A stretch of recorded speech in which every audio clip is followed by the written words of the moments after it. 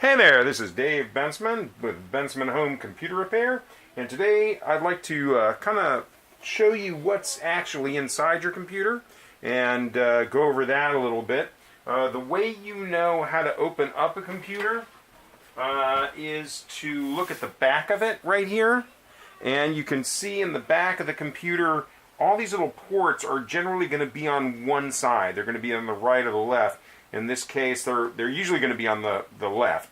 And I just want to make sure you look over there, and then you can see that is the side of the case you're not going to open. And as you can see, you got a couple of screws right here and bolts right here, and that's another helpful hint. So what we need to do is we need to get a screwdriver, and we need to undo these screws. Normally you would just use a non-magnetized screwdriver to do that.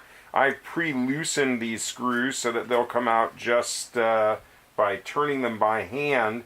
And if you're ever in your case a lot, it's completely fine to just, if you want to put these screws back, just to hand tighten these screws. Because as long as the case is secure and these screws are hand tightened, you're going to be fine, because you're really just putting the side of the case on to prevent dust from getting in and to create a good seal so that the air goes from the front of the case where the vent is. Let me see if we can show you that vent right here. So there are vents kind of all around here, and there's another vent on the side right here, and you're looking to get air going in there across the motherboard and then to exhaust out of the back. So we're going to pull the side of the case off right here, and we're going to set that aside. And right here you can see what is inside the computer. So what I want to do is I want to make sure I'm touching the power supply here, and I want to, at that point I won't fry any of the stuff in the computer. I want to touch it as little as possible in any case, but just to minimize the chance of doing that. But if you touch the power supply or the side of the case, that will ground you and help prevent any chance of you damaging the computer while you're in there. All right, so what's this thing right here? This guy right up here is the optical drive. You can see in the front of the case right here, you can see that's where it's sitting. And if you had to replace that, you would remove that screw and that screw. You would remove the data cable right there. That's a SATA cable. You would, that's the power cable. Then you would remove this. That's a SATA cable. And then you would remove the front of the case and slide it out of the front. This right here, of course, as we've mentioned, is the power supply. It's connected to the motherboard with the main cable right there. And it's also connected to the motherboard right there. And it's also connected to, well, it would be connected if there was a hard drive in there, it'd be sitting right there, and it would be connected to there. This is right here is your CPU fan, and it sits on top of the CPU heatsink, which is this kind of metal bladed looking thing, which sits on top of the CPU.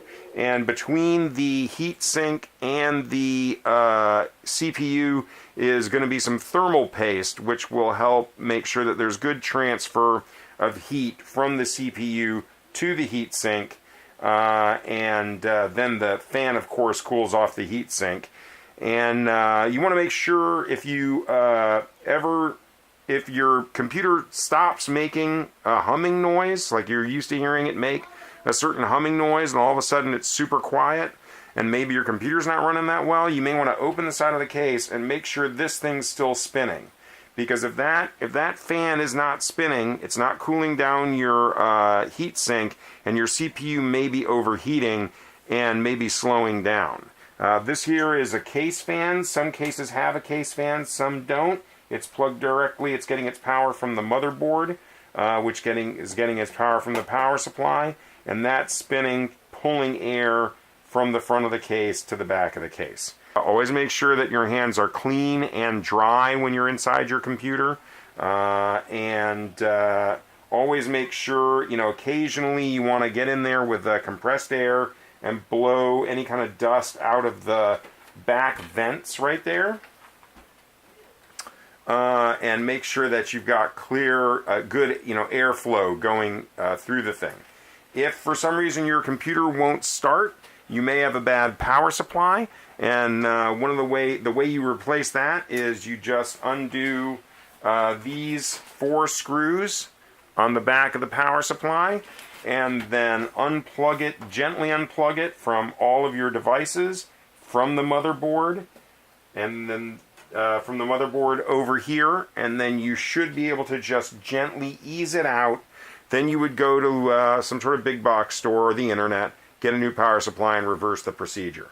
So that's the inside of your computer right there. Most computers are the same. I forgot to mention that's the memory right there. If for some reason you're having trouble booting, it may be a memory issue. And the way that you would resolve that would be to remove one of those memory sticks. Of course, first you could always run the memory diagnostic, but then an additional troubleshooting step would be to remove one of those memory sticks, see if your computer will boot, and then try different slots with each memory stick and see if you can get it to boot that way. And then next, if you couldn't get it to boot that way, is you would buy a new memory module and see if you could get your computer to boot with a known good memory module.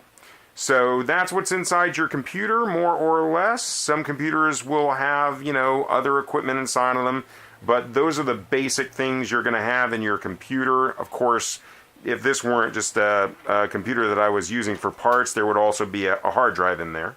I hope this was a helpful video to everybody.